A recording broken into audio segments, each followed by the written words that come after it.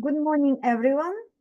Welcome to the second webinar of this short series of DOORS webinars on data sharing, international best practices, and various ways we can manage the data in different parameters. So today we are focusing on physical and biogeochemical data.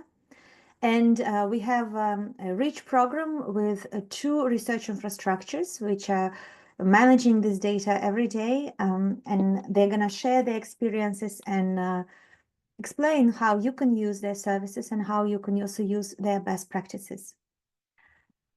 We may have a little change in the program because I don't see our first speaker yet arriving. However, we will start already with the presentation by Alias Maslow from EMSO. So Alias will tell us about EMSO, and that will be followed by EuroArgo, presented by Delphine Dobler. If our chair of data management group in Eurobus joins, we will just allocate the time at that point when he can share a little bit more overarching perspectives on data sharing in physics and biochemistry. So let's start.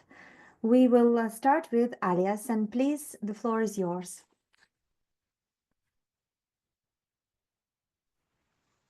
Thank you, Dina. Good that I was prepared. Okay, I will share my screen. Just a second.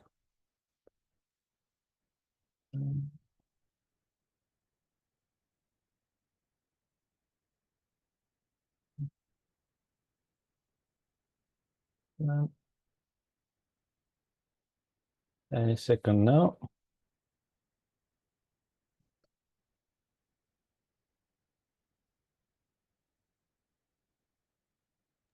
Done.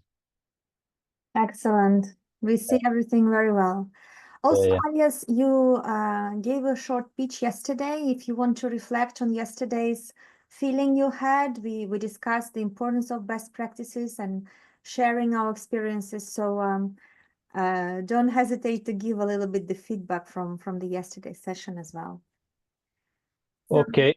yeah, you need to maybe share your screen fully because we still, that will be perfect. Yeah. Very good. Thank you very much. Yeah. Thank you, Dina. Very nice so far. Okay. My speech today is a little bit similar than yesterday, but it's extended version.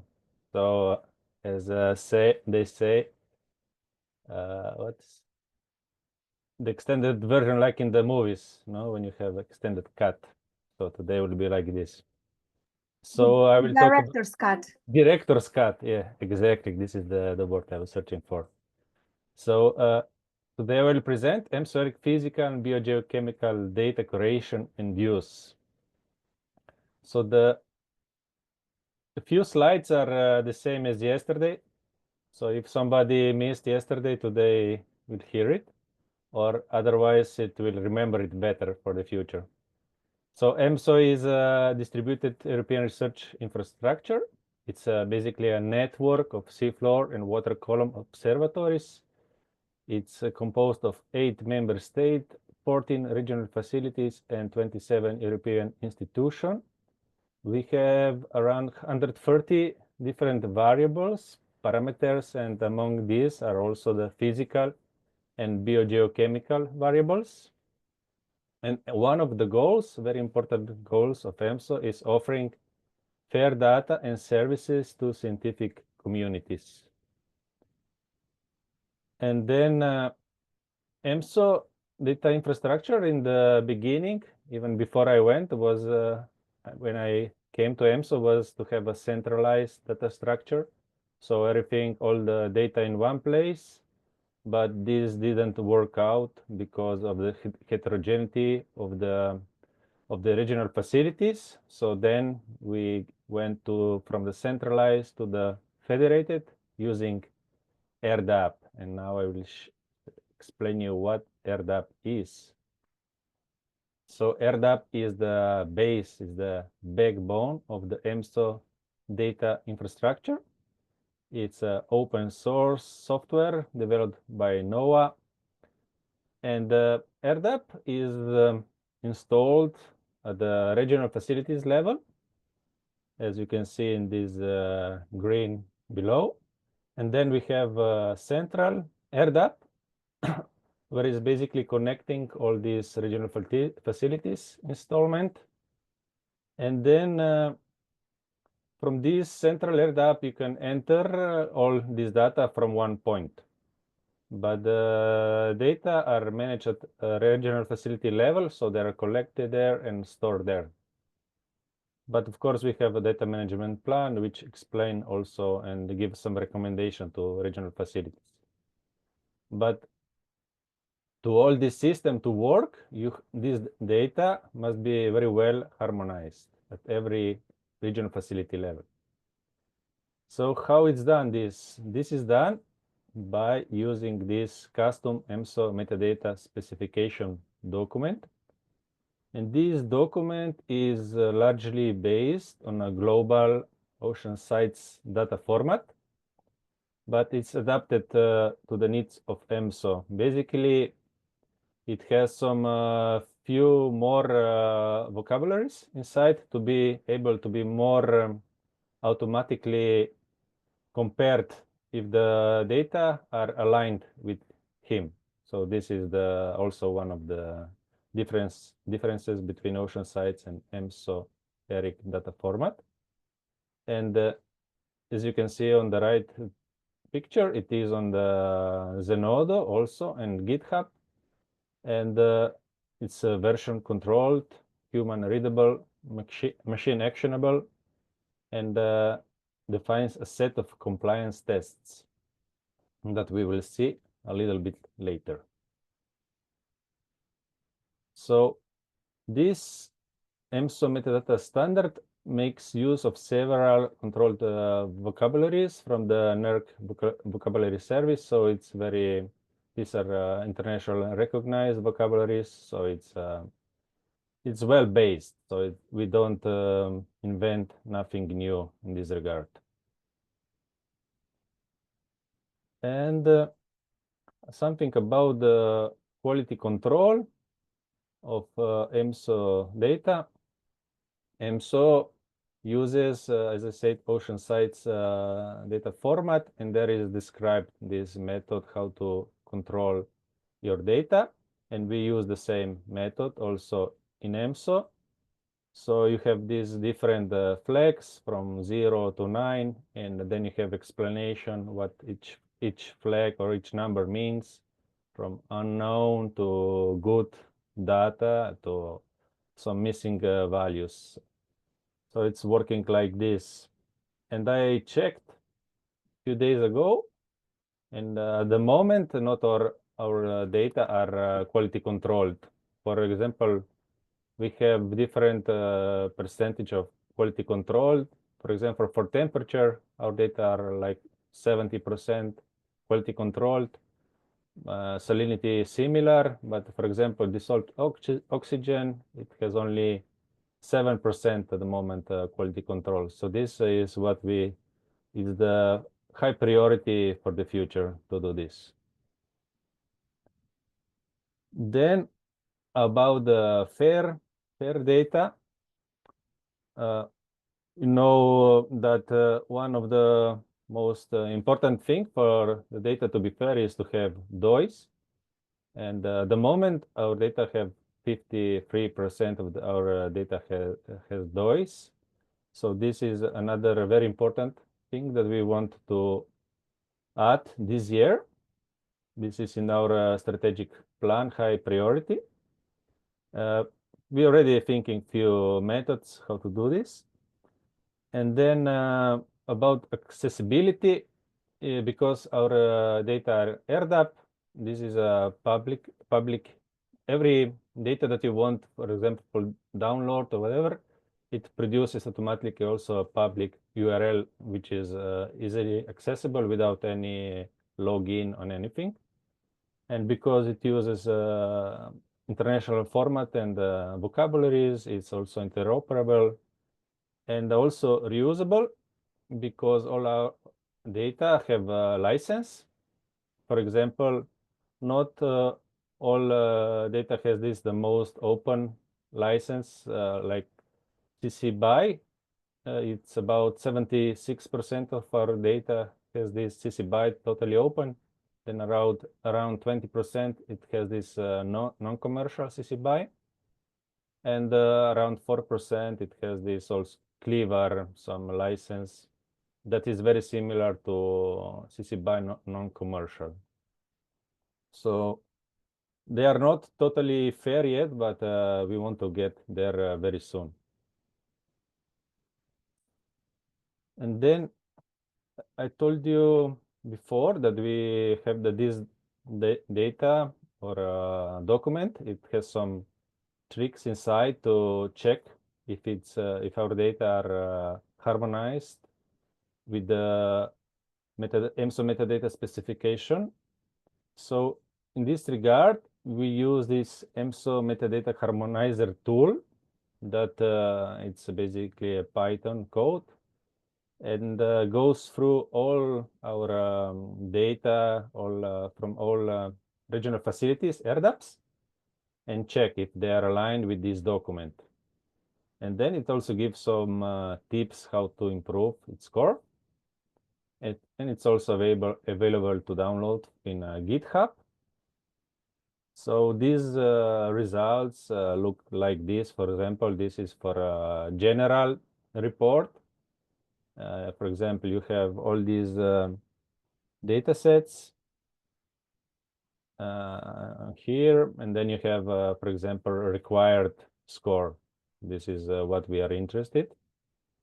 And then if this is not enough, if you want to see more in depth what's wrong with why your data are not harmonized, you can have also the other report. It is very specific for each data set, and it goes very deep in each variable, if it's a required variable or not. If something is wrong, it also tell you why there is an error. So the data can be very well harmonized. You have all the information, what's going wrong. You just have to do some changes. And then at the end, when you have all these reports, you can do this also another report. It's how our data, EMSO data are harmonized.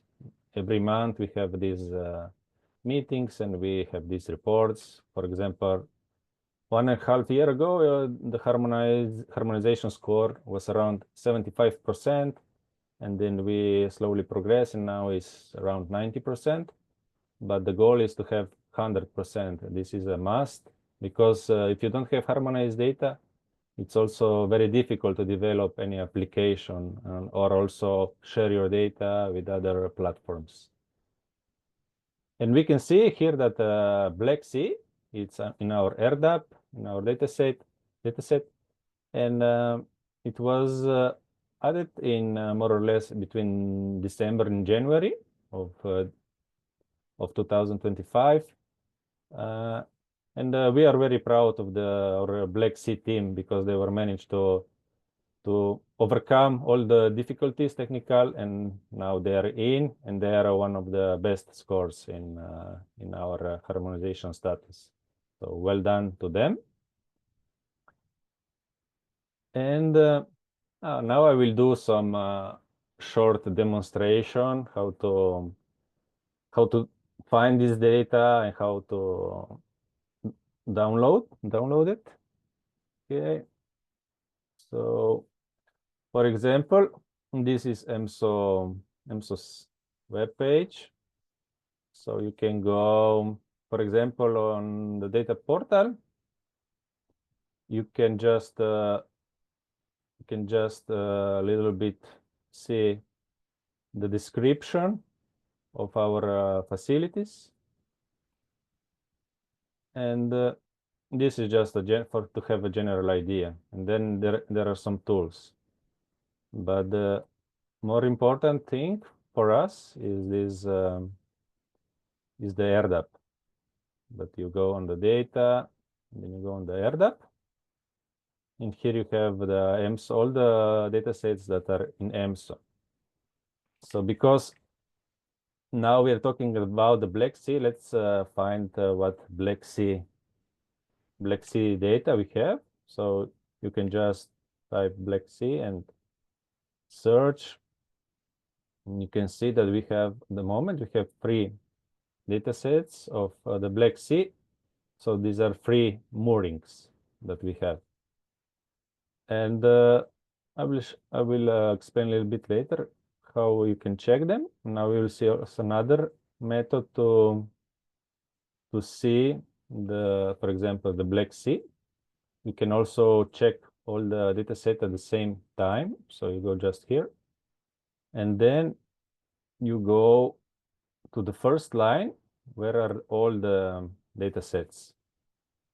Now, because you see the list of all active data sets in RDAP, and later are all the data sets. So you go just to graph, and you can see here the latitude, longitude of the data sets that we have.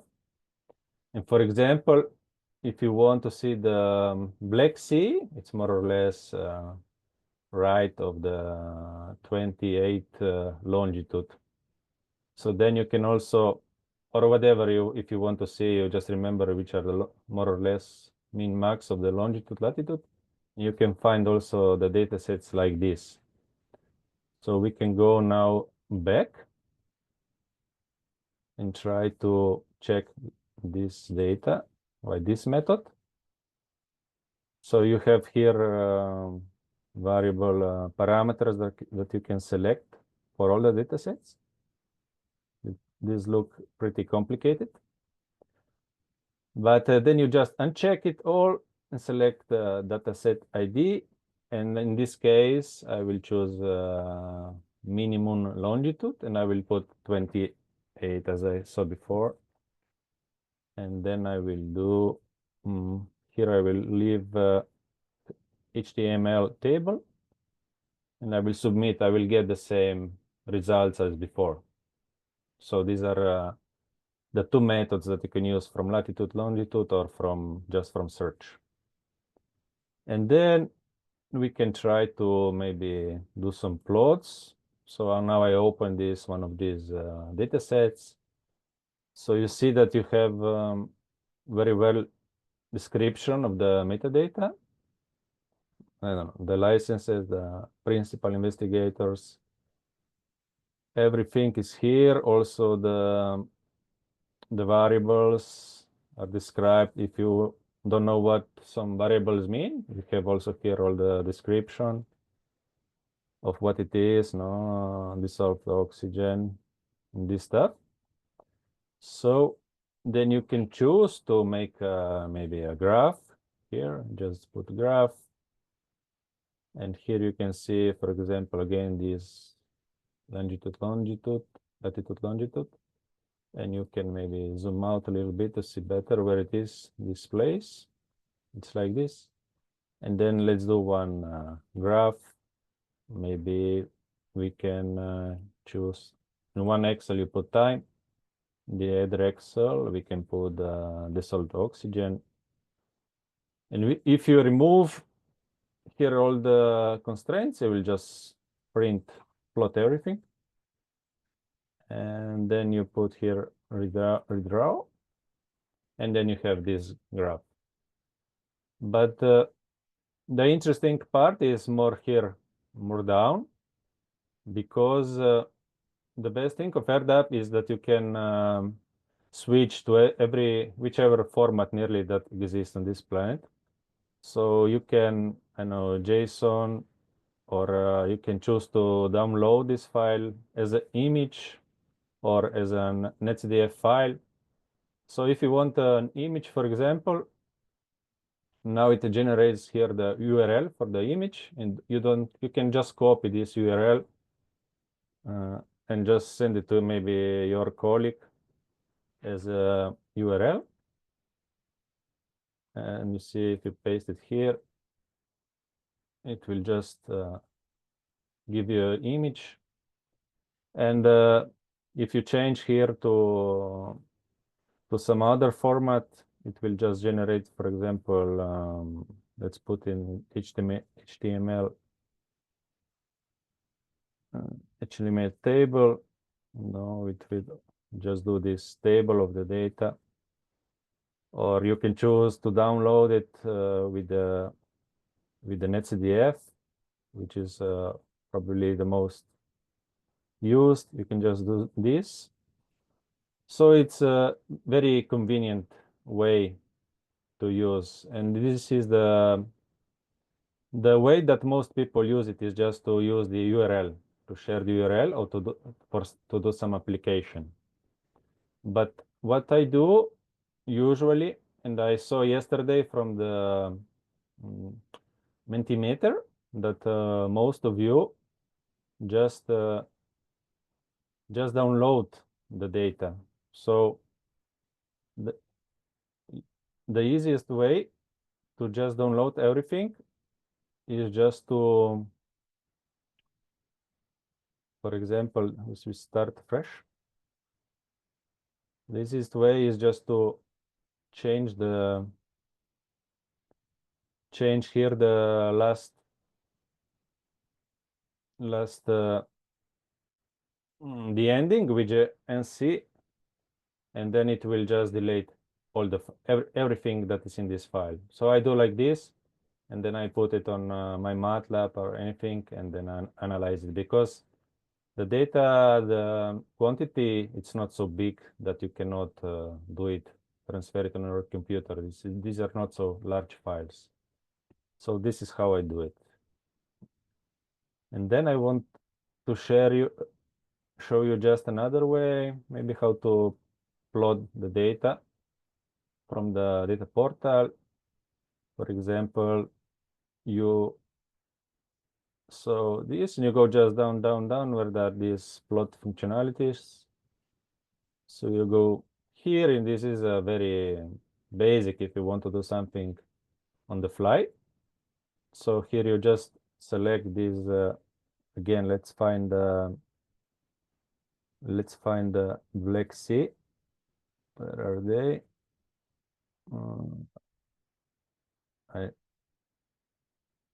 It's a lot, but we will find, they are here. So let's plot all the Black Sea at the same time. So I selected all three, line plot, and then we can plot let's plot the temperature. And then we generate the plot. And this is another way how to do this plotting of our data. So this was the end of the practical demonstration, and now I'll go back to the slides. So we've done this, and we've done also the plotting. So why to have the data fair and harmonized and available to reach from one place, is because we think that scientists should spend time on research and not converting variables and searching for variables. And also, if you have everything one place, it's also easier to do collaboration, because you just tell your colleague, I downloaded everything from here, or something like this. And also, standardized data improve reproducibility and trust in your work, and overall accelerate scientific progress by removing technical barriers. And these are at the end. If you have everything harmonized, it's very simple to do these kind of plots, when you just take all the data that you have in your, for example, in our in EMSO ERDAP, and plot every temperature that we have from all the stations in one graph.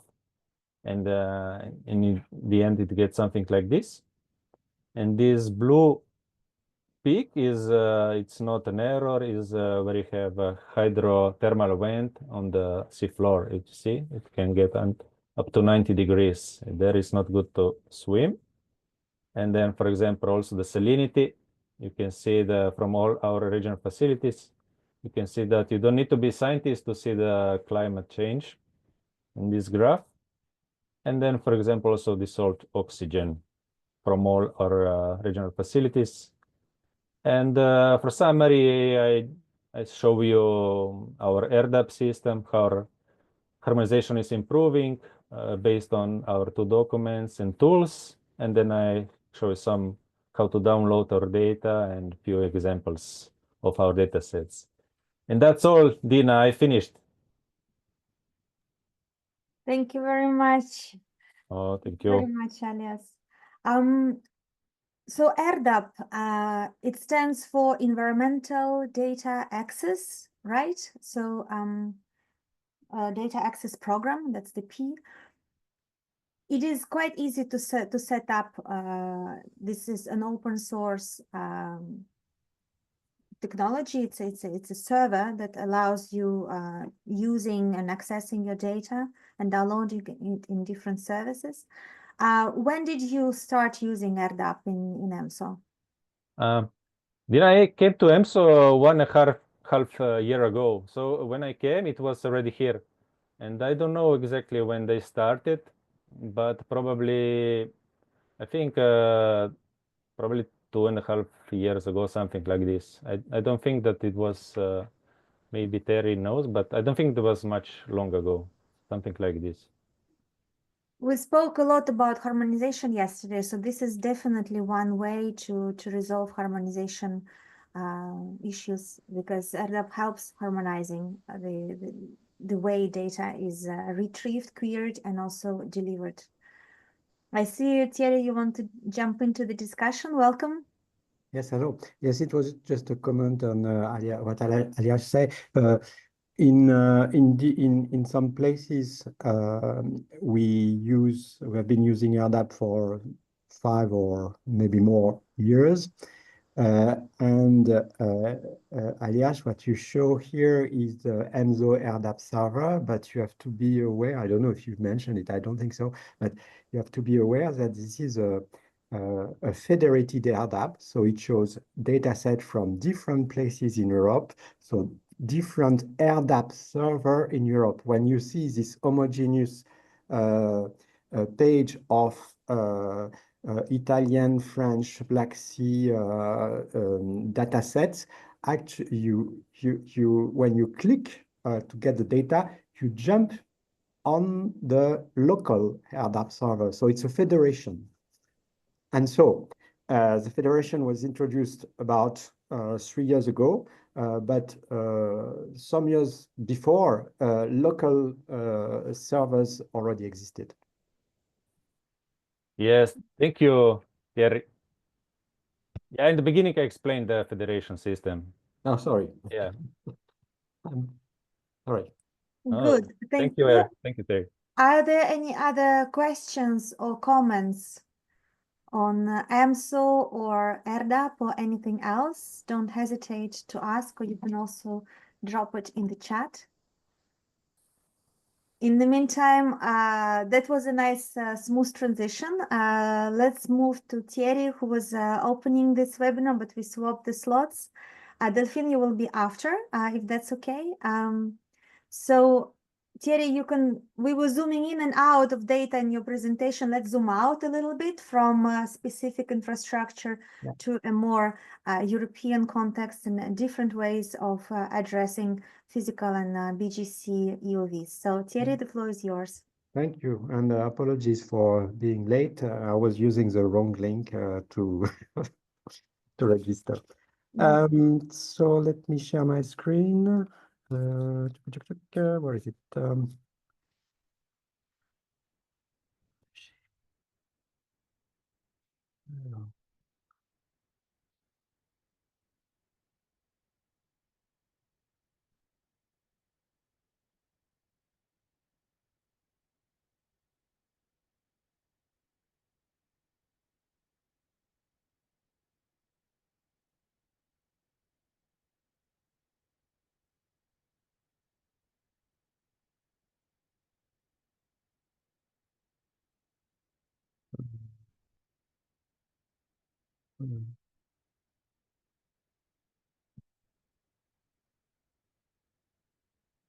Yes, so I will make an introduction to essential ocean variables for physical and biogeochemical parameters. So the essential ocean variables are defined by GOOS, the Global Ocean Observing System. Let's have a look at this link that describes, that contains a GOOS description of what are the essential ocean variables. So here you have some explanation, and to be able to deliver ocean forecast and early warning, climate projections, and assessment and protect ocean health and its benefits, it is vital to measure essential ocean variables. And if you scroll down, you have the list here, the detailed list of the ocean essential variables. So there are 4 types of EOVs. One is physics, biochemistry, biology and ecosystem, and cross-disciplinary EOVs.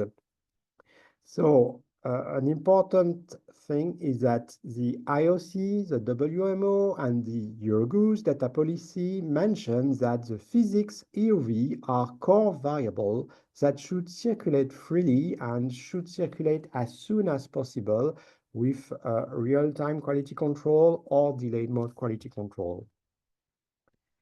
So the GOOS does not provide EOV control vocabularies. So I come back here. You have here the list of the EOVs. You click on one of these EOV and you will find a very detailed description in one document per EOV to explain what is this EOV. But for data managers, I would say that this is not enough. Funded by the FAIRIES project, the NVS, so our colleague from the BODC, British Oceanographic Data Center, that manage the NERC vocabulary server, which is very important for the oceanographic community. So the NVS created and now manages the EXV vocabulary. The EXV vocabulary is about essential variables. We remove the essential ocean variables, so that means that it contains all the essential ocean variables, but also the essential climate variables. Why is that?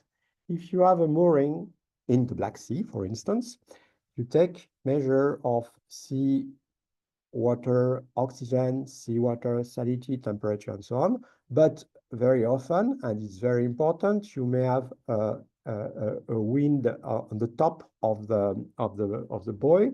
You may have measurement of the wind, of the air temperature, of atmospheric temperature, parameters that are not essential ocean variable, but that we need to manage when you have an equipment in the ocean.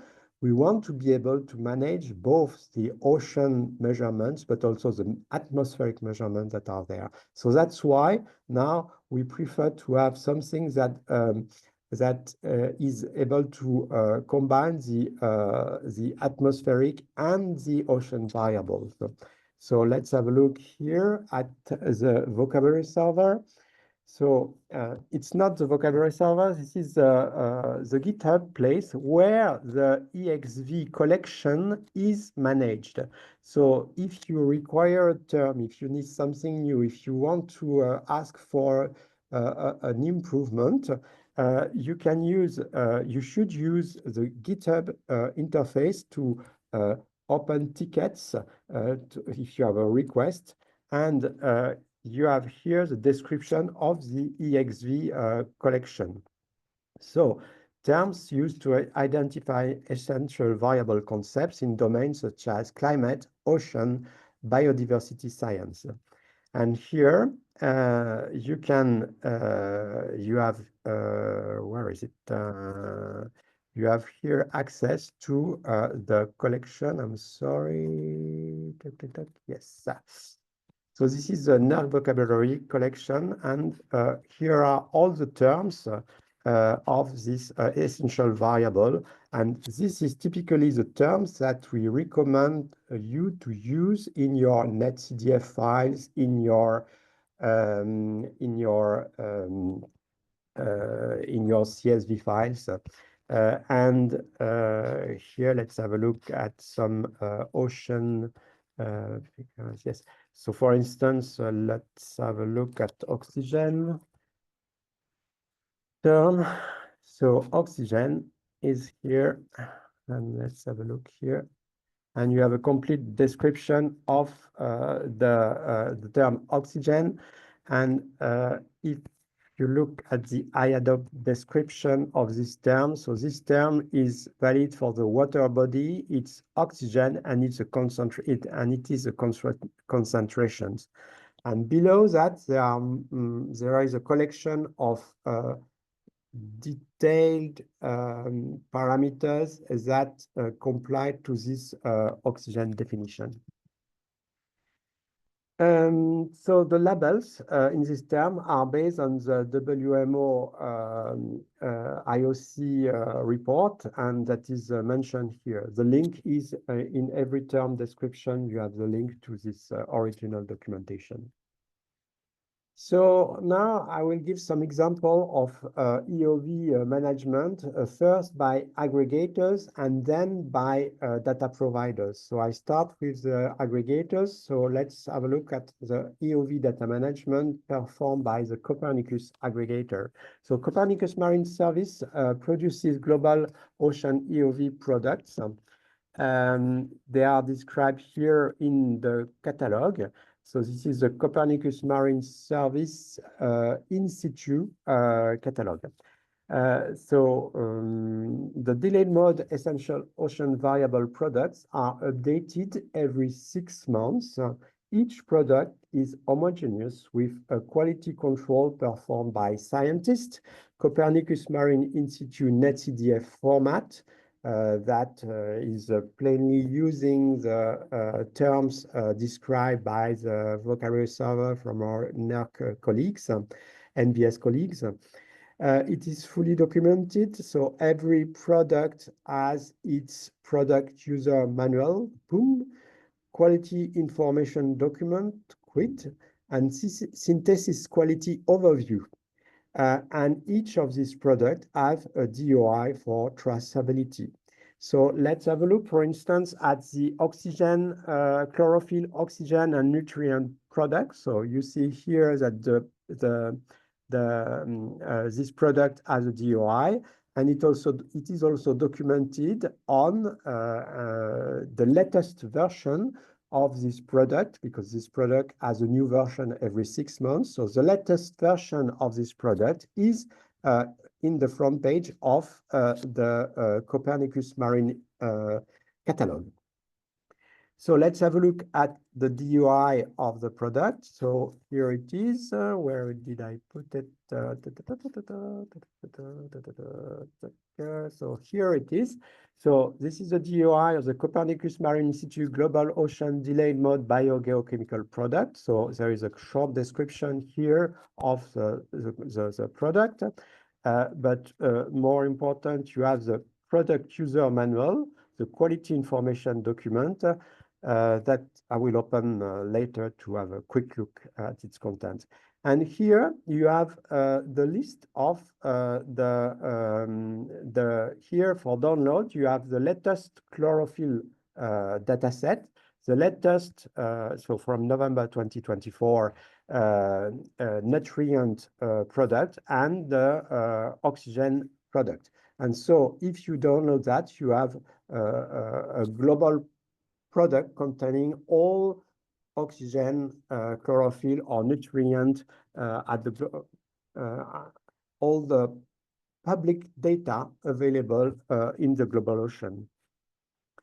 And you have here all the successive version of this product. So this is the interest of a DOI managed by a data publisher. You can keep all the different versions of the data and cite them precisely.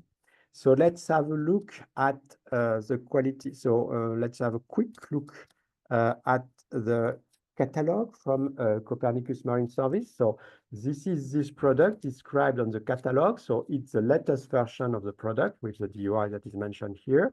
And the important thing is that it's very homogeneous. All the products, we have we have hundreds, there are hundreds of products on the Copernicus Marine catalog, but each of them, each product has a product user manual, a quality information document, and a synthesis quality overview. So let's have a quick look at the synthesis quality overview. The quality information manual describes all the steps of the quality control and a report of the content of the data. It is a document that is 71 pages, so it's really a full description of the quality of this version of this product. But you have the synthesis quality overview, which is just a few pages document. So the SQ here, we'll browse it quickly. This is how many pages?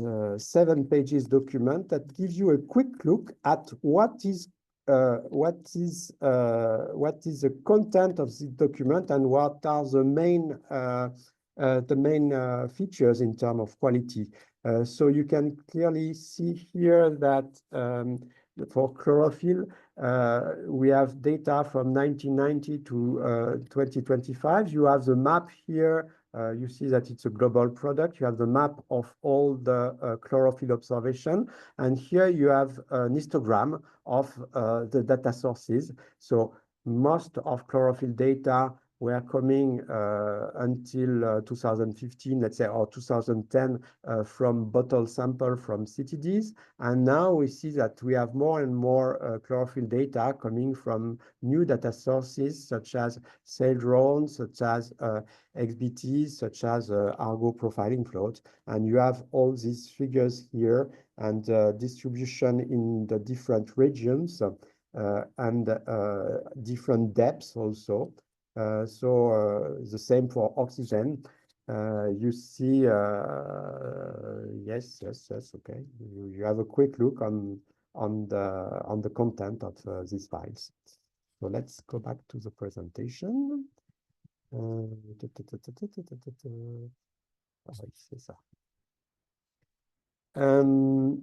Now you have something equivalent also with the EMONNet aggregator. So EMONNet Chemistry produces regional BDC EOV products that are available on EMONNet catalog. The delayed mode EOV products are regularly updated every 2-3 years. The BDC, because it's updated through successive contracts. The BDC EOVs, essential ocean variables, are found in the eutrophication and acidity product. So here, let's have a quick look at the chemistry, EMONNet chemistry. And here you have also the data from another important aggregator that is EMONNet. So now EOV data management from an observation network, so from the data provider. So I take the example of Argo. So Argo data management is documented on this website. All the documentation relevant to understand how the data is produced and how the data has to be can be used is described in the documents that are available at this web page. It starts with the data processing chain to decode, perform real-time QC, and generate the NetCDF format that is freely available here. You can download the successive version, or you better take the latest version of the decoding software, so that when you receive raw data messages from Argo floats, you have this data processing chain that will generate NetCDF files with real-time quality control. So for each EOV, there is a cookbook that documents the data processing, how to calculate the parameter from distinct sensors. sorry, for each EOV, there is a quality control manual to document the real-time automated and the delayed mode quality control. The delayed mode quality control is something that is performed, that can typically contain scientific adjustments that are performed by scientists. So we build on this strong expertise also to manage glider data, because glider is very close to profiling float. Usually we see the same sensors appearing and the same parameters that are measured by both. And so we want to, we take advantage of the knowledge in Argo data management to do that. So a quick look at the documentation here, very quick. So this page contains, as I told you, the reference documentation for Argo data management. You have the Argo user manual that contains a description of the netcdf files of Argo. You have the cookbooks, and in particular, the BGC Argo cookbook, so processing how to process and to calculate oxygen from different sensors that measure the same parameter. We want to have something equivalent, whether it is measured by a Andera sensor or by a Seabird oxygen sensor. So this is described in this document. So the same for particle backscattering, chlorophyll A, the CDOM, nitrate, radiometric, Argo, BGC Argo pH data. So the cookbook is on how to calculate the values of the parameters and insert them into the netcdf files. Then there are these quality control documents. When you have the data and the parameters in the netcdf files, you apply quality control, and for each essential option variable that are managed within Argo data management, you have a quality control manual. So this one is for oxygen, this one is for chlorophyll, nitrate, radiometry, pH, and so on. And I think that's all I wanted to present you. Thank you very much, Thierry. It is a good connection with yesterday's discussion. So we did have a good view at eModNet as a service. Thierry mentioned today also some of the Copernicus functionalities. And I wonder if anybody has any questions in terms of specific use of this data in the Black Sea, or maybe how you can feed your data into these services. So if you have these questions, think about it. You can drop them in the chat. And in the meantime, we will be moving on to dive deeper into the Euro Argo, literally as the floats go deep, with Delphine Dobler. And you can bring us through the ways you manage data and how this data can be accessible. And after that, we will wrap up with a little slide interaction with the audience. The floor is yours, Delphine. Thank you, Dina. Good morning to all, and thank you for Alias and Thierry for this very good presentation before. And I think I will build on them because there are similarities, and of course Thierry talked about Argo, and we are of course part of this EOV. So we'll say a little bit. So here is how to manage and curate data at Euro Argo, and I would say also at Argo International. So let's. Okay. So this is a general slide to understand why we want to study the ocean, and in particular for the Argo flood. We all know that, well, we don't know, but 93% of heat excess is stored into the ocean, and 25% of anthropogenic carbon is stored into the ocean.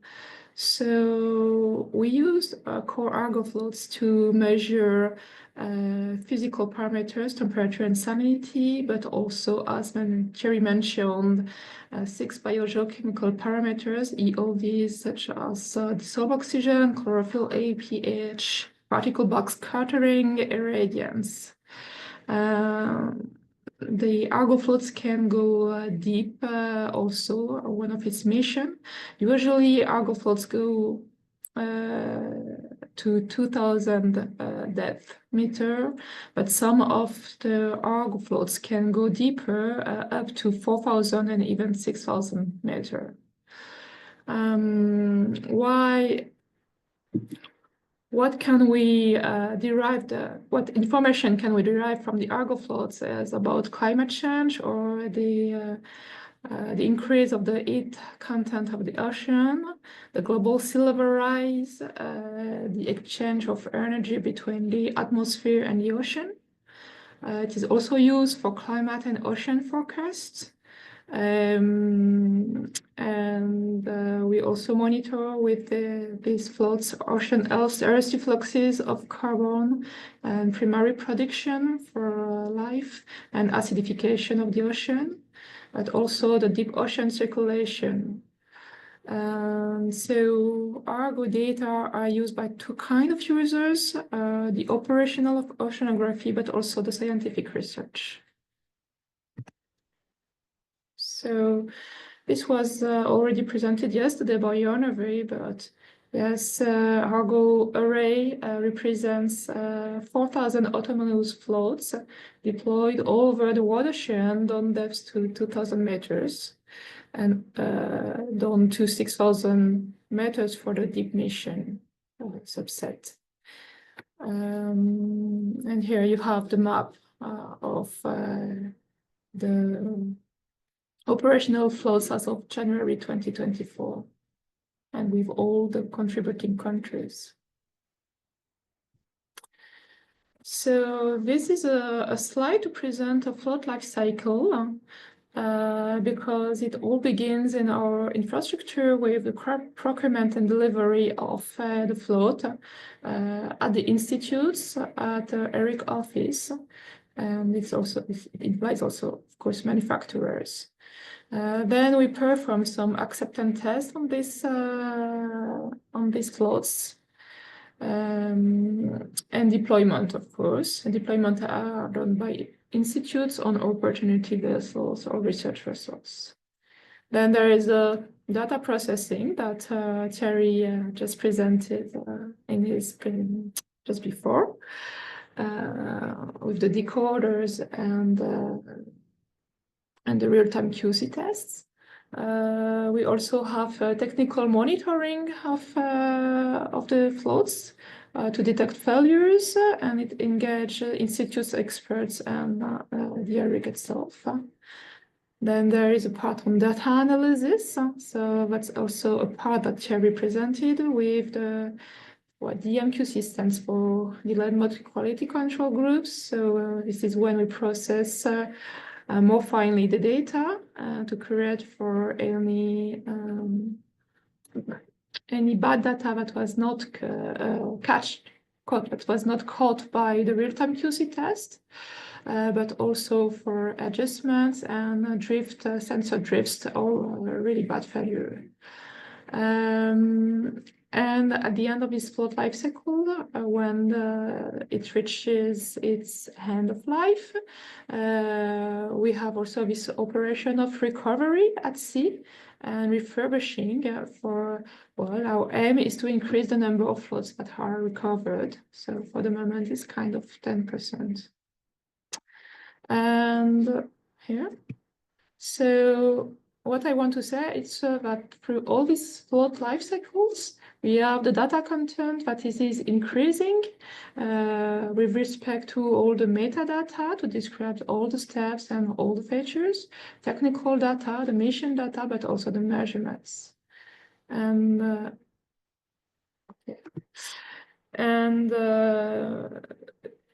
this is very important because fairness, as Aliat was presented just in his presentation, so that the data is findable, accessible, interpretable, and reusable, and especially reusable.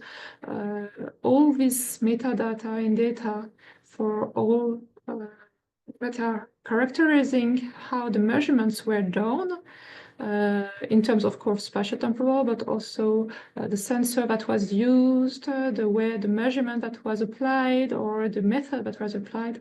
It's very important that is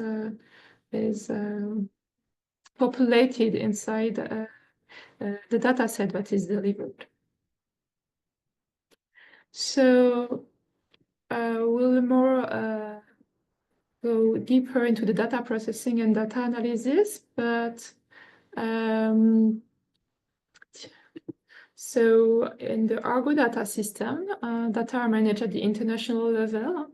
So the floats here send their data to the data assembly centers, where raw data are processed and sent to the two global data assembly centers. We've got one global data assembly centers, GDAC, in Europe at Coriolis. And we have two data assembly centers in Europe, the Coriolis one also, and the BODC in the UK. We've got also 5 Argo regional centers, and 3 are coordinated by European partners, by the Atlantic, the Southern Ocean Arc, and the Red and Black Sea. And we'll see a little bit later what are the purposes of these arcs. And we also use the Argo information centers that is provided by Ocean Ops that helps us in the registration of floats, so providing them a unique WMO ID.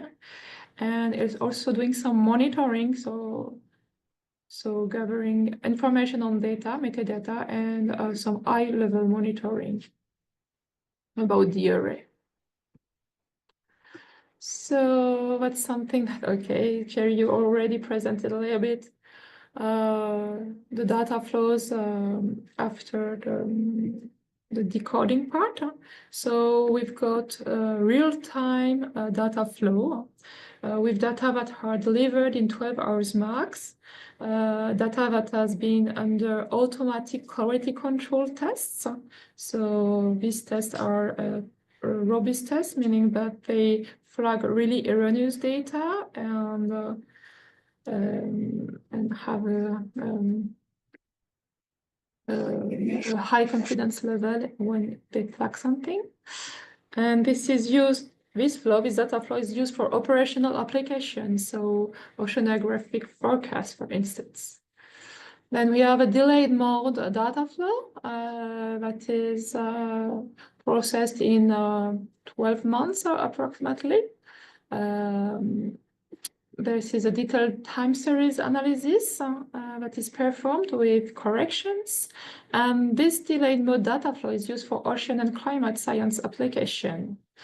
And then there is an additional, I would say, delayed mode check, which is called basin scale consistency. And this is additional expert analysis that are completed at basin scales to ensure the consistency by basin. And this is done by Argo regional centers. So here you are the documentation list that was thoroughly presented by Thierry.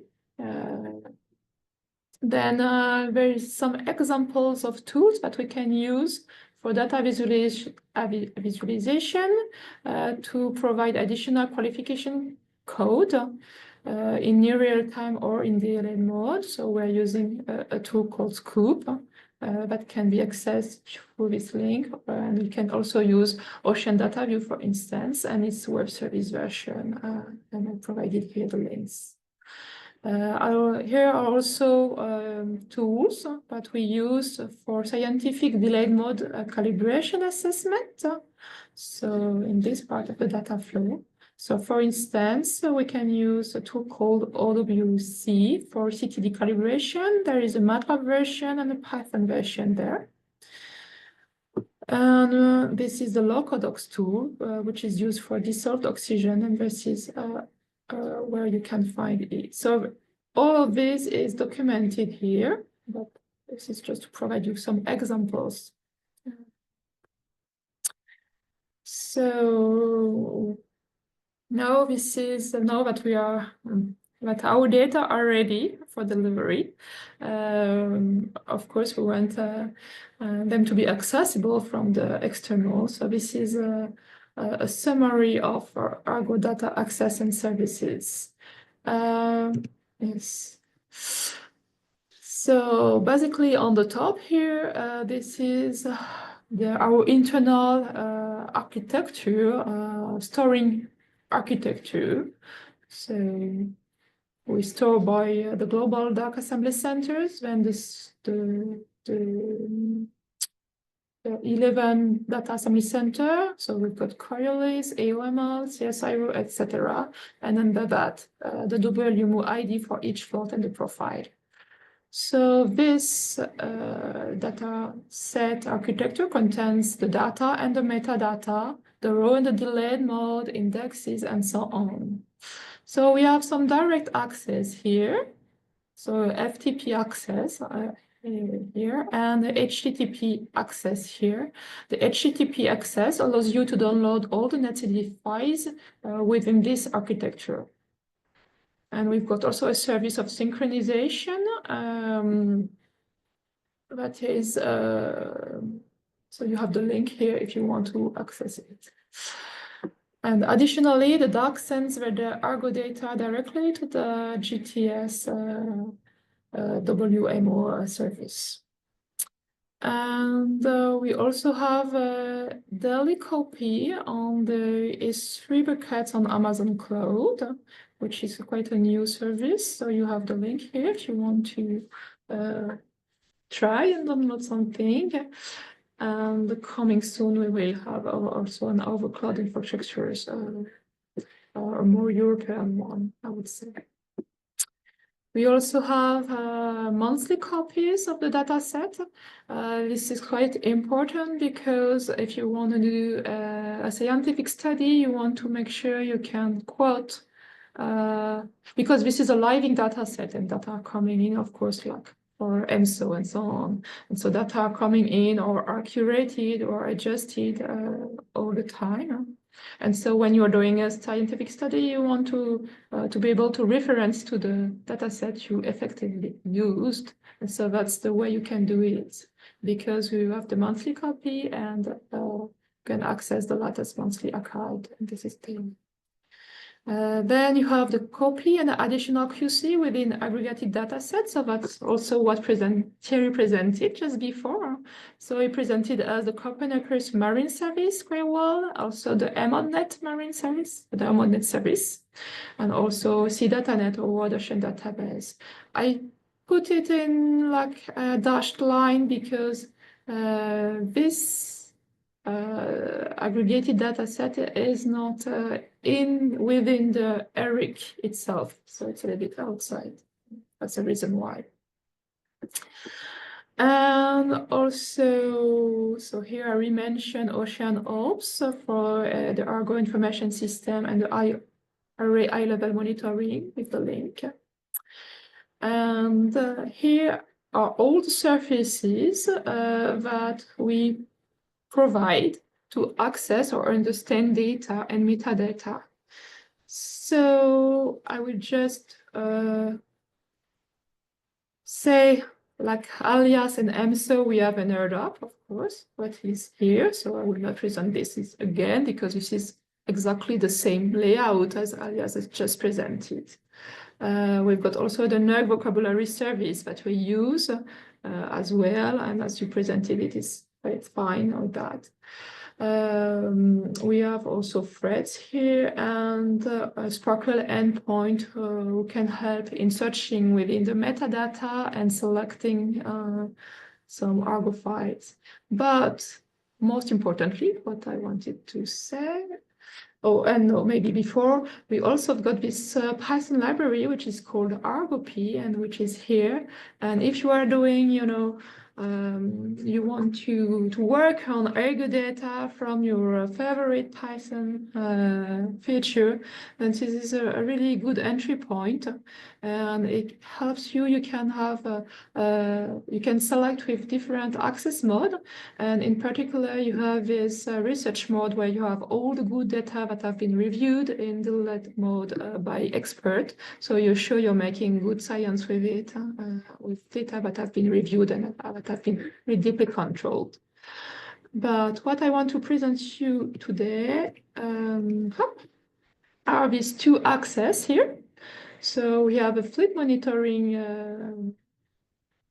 the fleet monitoring service and the Argo data selection service. So,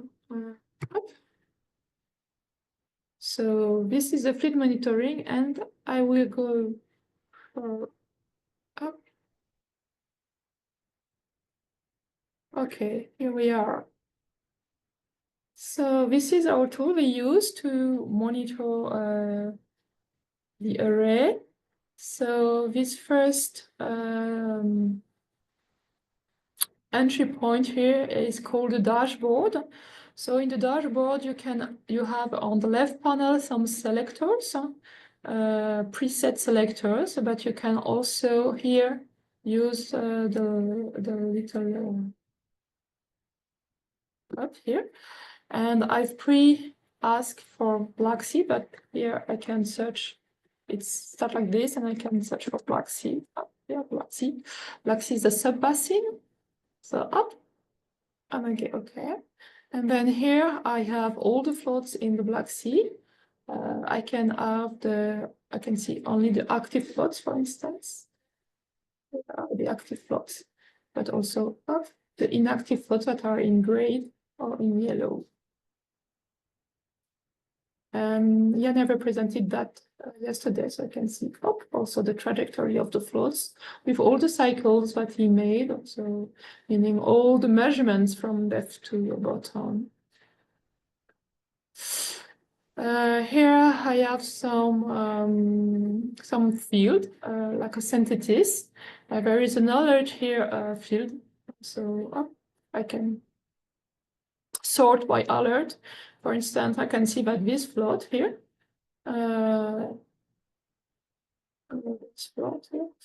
that is there now, died about battery level. Battery was low. I can see its internal ID, what float type it is. So this is an Argo float. The last time the float emitted, last cycle, the launch date, the cruise launched the float, the last depth it reached. And then if you click on a float here, okay, you can have more detail. So here are the main information panel where you have all the first a part with the metadata or a subset of important metadata, not all metadata. There is here a tab with all the metadata, but this is a subset where you can see again the WL mode, the platform tab, the platform maker, what you have here, the deployment information, shippers, the principal investigator, and some information about the activity. Here you have all the profile, and let's click on this later on. And here you have preset diagram that shows you here theta S diagram, for instance, a section shot temperature. So you have all the temperature that were measured from step to the surface. And from 2016 to 2022. Here we plot good data only, and we can have more information over plots. So you have temperature and salinity, and this is a computed parameter, which is a potential density anomaly, density anomaly. And there is this overview, which are overlaid profile, size, and overlay temperature. So here you see that we don't have salinity for from 2018 to 2022, which only means that the data was bad for this float in particular. That's the reason why. And here you can see, oops, the quality codes.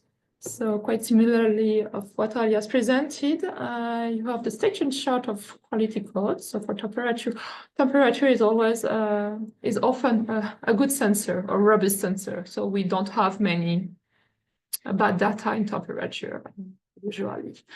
So here we can see that it has been processed in delayed mode. This one, and this is good quality. And this is a section chart, depth versus time. And this is overlaid profile, so it's depth versus the value. And for salinity, here we see, of course, that so QC4 is the same as one of EMSO. It means the same, it's bad data. And so we see that it's bad after 2018. And here on the overlaid profile, I can see that the salinity sensor is drifting, and it's drifting beyond correction, so we can't correct it. So that's an example. Let's go back to, let's go, so sorry. Here, okay. So I think this example that I selected here, oh yes, included some oxygen value that was processed also in delayed mode. So just to show you that this one is a full not full BGC, a 4 variable BGC. So we have 4 sensors about BGC for the dissolved oxygen, the chlorophyll air, the particle dark scattering, and the CDOM. And here you can see the value as well. So this is all preset.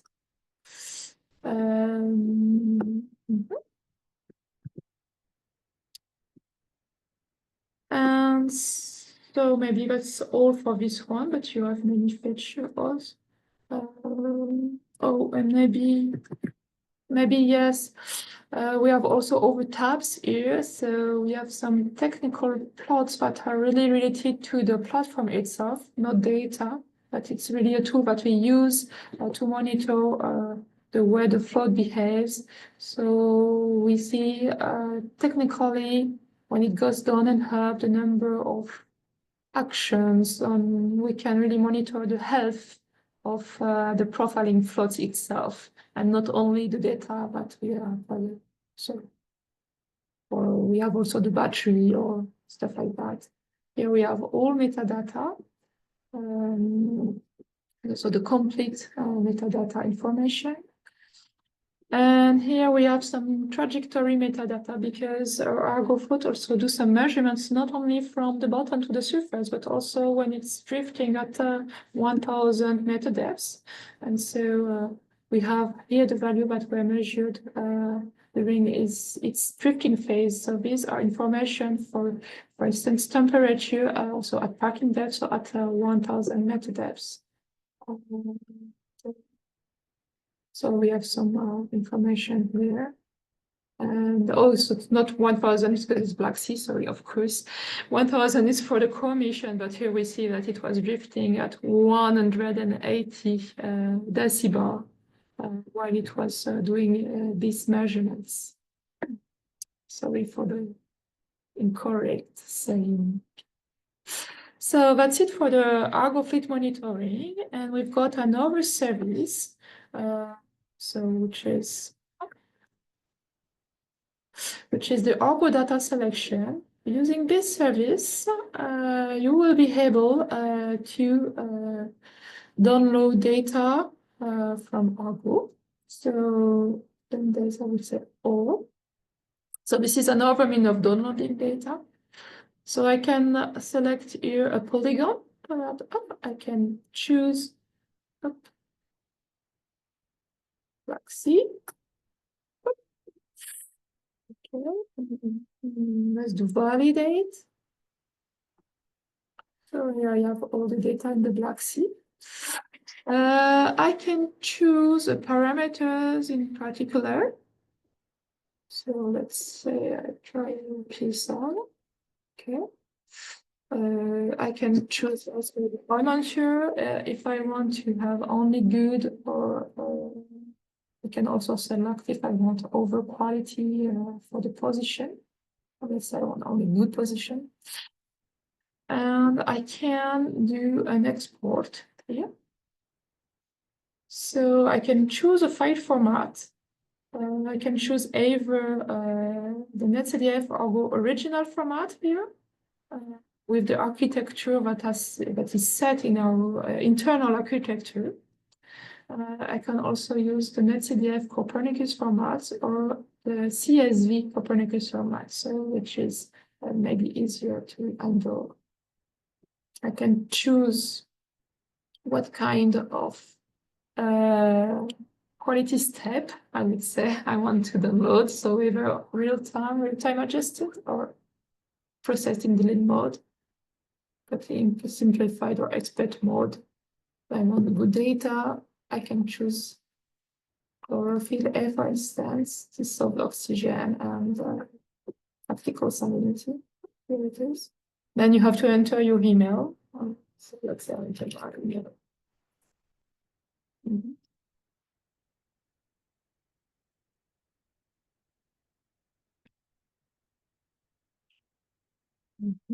Then to write the captcha, okay, they are more and more difficult. That's my name. Okay. Okay, and then you can click on download data. And then it will send you an email and a link to retrieve your data. So I'm not showing this part, but then you have the email and the link, and you can directly download the data in the format that you chose. And okay, let's go back to the presentation. So yes, so this was the two tools or service that I wanted to show you today about Argo. So I would say a short slide of conclusions. The data management and curation concern, well, several layers. From upstream to downstream, because we have the transmission, the decoding, the qualification, the calibration, the validation, and the delivery. And so we have several tools that coexist serving the specific purposes. They can relate to various data set types. So it can be about metadata, technical data, or essential ocean variable measurements, or web exposition data. They follow FAIR principles, findable, accessible, interoperable, and reusable, and open standard, which means that processes are documented with DOE, as was shown by Cherry. Software credits are available on the web, and data is accessible from several data access services. And we are in continuous development, aiming at improving this fairness to better serve our users' needs. That's it. Thank you. Thank you very much. I'm changing the view. Okay. Thank you, Delphine.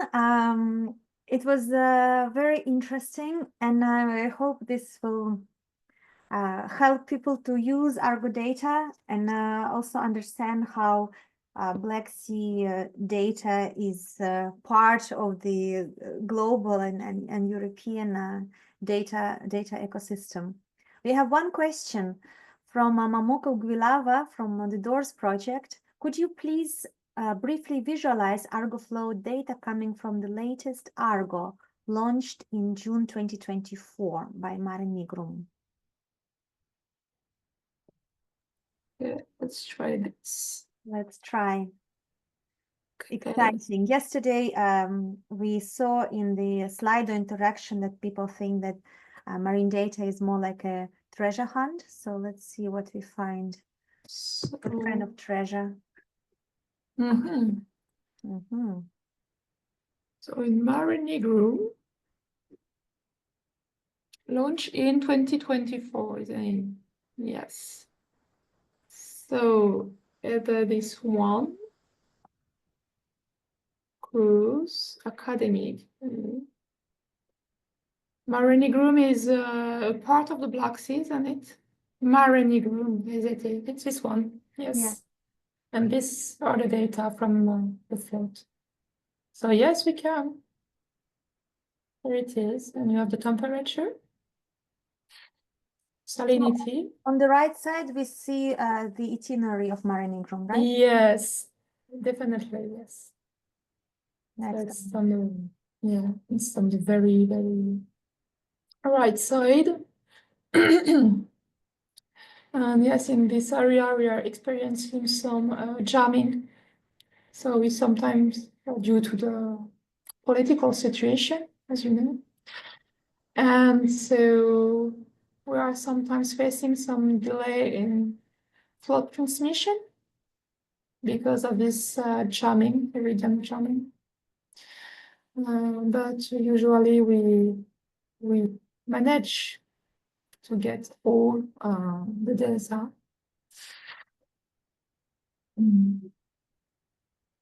Okay, fantastic. Mhm. Thank you very much. Are there any other questions or observations? So we heard from 3 speakers, so you can direct a question to any of them. And I'm looking at many black boxes, so don't hesitate to put on your cameras if you want to share some perspectives. In the meantime, let me ask you questions myself. I'm gonna share again the slide of polls with you, and I would like to see people are joining as the webinar progresses. We started with below 20, and now we are nearly 30 people. So can you tell me where are you coming from? Where are you connecting from?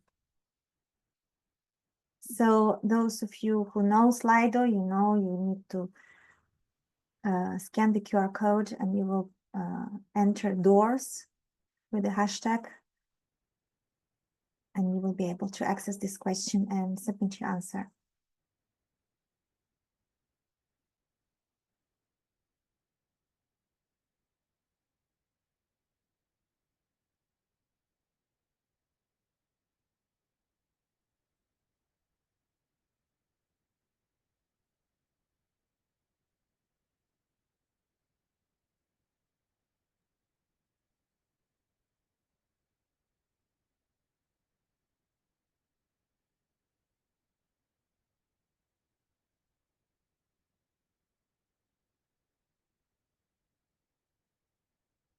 Are coming from doors. That's good to know. And we also have Bulgaria, Romania, and Georgia from the Black Sea, as well as Slovenia, Spain, and France. More people are adding Algeria. Good. Thank you. I will launch another poll with you. So we have discussed yesterday, I'm sure many of you have been with us yesterday afternoon and here today, different ways of accessing data, the importance of managing it, harmonizing it, making it comparable and fair. But I don't want to preempt your answers, even though I did a little bit. Here's a new poll for you. What should be the focus of future efforts if you can pick top 3 in this list? Doors is finishing in just a bit less than 2 months at the end of May. But of course, the community is there and the efforts are there. And I think we are unlocking possibly new avenues to collaborate specifically on data for the Black Sea, because there is a wealth of best practices we can showcase and also learn from each other in the coming months and years. What do you think we could focus on in the future as regards data management, data sharing, fair data?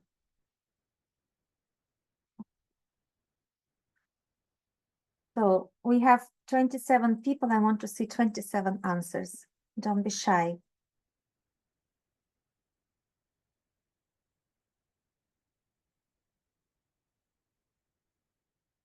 And in this sense, okay, regional partnerships, what can they be like? Working groups of scientists, collaboration projects. If you wish to share your perspectives, just drop them in the chat.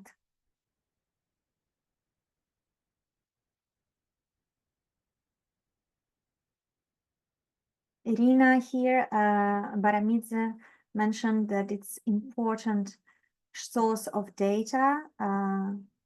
Yes, we have actually quite important sources of data already developed in Europe, and we would like that more Black Sea data is becoming available. So we also have an ambition to bridge gaps between in situ monitoring, remote sensing and modeling. Yesterday, and if you missed it, you will be able to rewatch it. We discussed the DOOR system of systems, which is actually combining all these different outputs together with the Black Sea. Anybody else wants to respond? I only see 13. Harmonizing methods. We saw today some of the solutions. For example, using AirDAP could be a way of harmonizing the data outputs, but of course we need to harmonize the sampling and intercalibrate the instruments. Facilitating data integration with EU data services. We heard that there are two key EU data services, EMODNet and CMEM. So those I'm sure are already used quite widely in the Black Sea. And we need to identify data needs for policy interventions. We are doing that also indoors. I remind you, we have a conference on the 5th and 6th of May, and we're going to be discussing those things. We have a question from Mamuka. How can one process discrete data coming from Argo into interpolated continuous maps for various parameters, spatial temporal coverage? Who is willing to answer that question? Or if you need clarification, okay. I see Delphine open the mic and Thierry. Please go ahead, one of you. Well, we have some products that are called ISAS, or in situ analysis, which are gridded product with temperature and salinity and coming some dissolved oxygen. These are more global products, so I'm not sure how it can be fit in the Black Sea. However, the method can be used in the Black Sea, I guess. And this is available on the Copernicus also.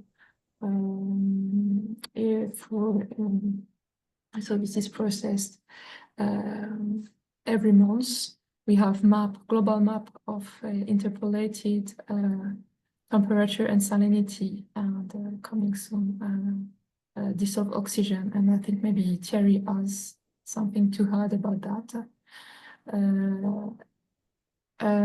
So this is one tool. So this tool is called ISAS, and this is documented if you look for it. So ISAS, ISAS.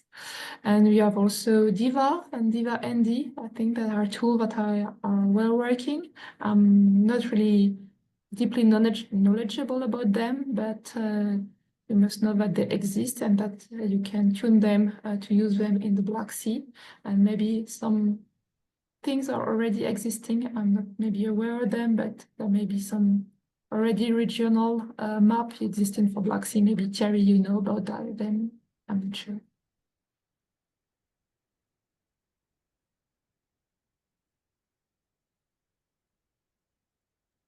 Yes, I wanted to say almost the same thing.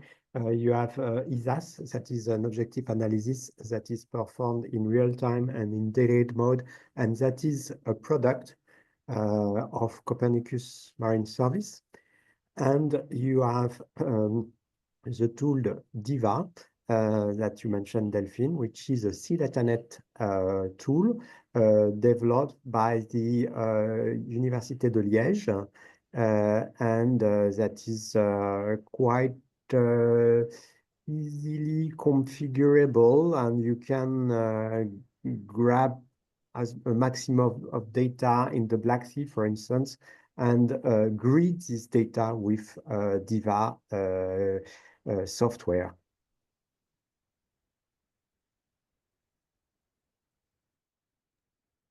If you want, I can find the link to these two products, ISAS distributed by Copernicus Marine Service and Diva. But I need a few minutes to do that. Thank you, Thierry. Delphine. Mamuko, if that answers your question, share the names of the tools, please. Thierry and Delphine, you can put them in the chat. Thank you. Any other questions?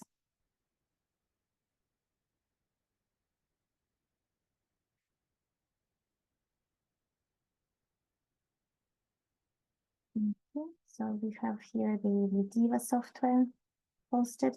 Okay, I don't see any other questions. So I would like to launch another poll. It's already active. And if you still have Slido open, you will see it there. What's your biggest takeaway from today's webinar?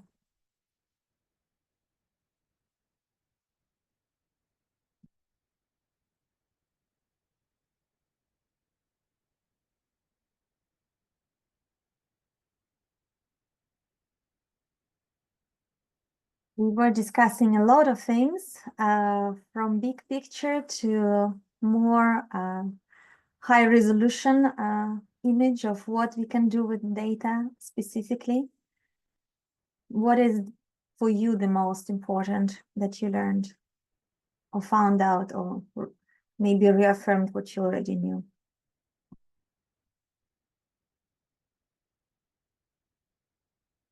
Thank you.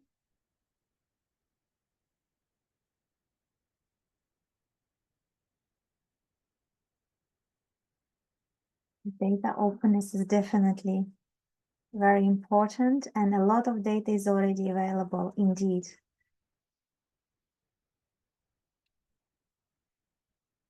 This was definitely our one of our ambitions, is to highlight the importance of sharing data and the fact that there is already data available which can be used and valorized.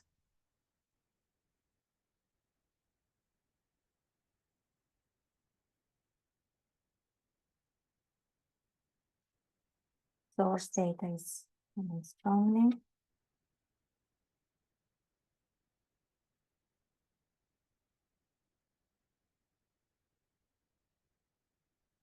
Definitely visualization tools are powerful, especially when you want to talk to your funders or managers. You want to show the impact of your data, and visualization is one of the ways to go. Our system of systems provides excellent visualization, and we're going to be keeping developing it after the DOORS project ends. But of course, there are fantastic visualization tools with all of the infrastructures presented and data services presented today and yesterday. And data curation is important. That's why we're here today. Thank you. Excellent. Well, it seems like it was a useful webinar. I can see still some people sharing their perspectives. I will keep the poll running. And we can see some new links shared also on the chat. So I'll copy these links, and you will be able to find this webinar again on the DOORS Lifelong Learning platform, which is hosted by LifeWatch Eric.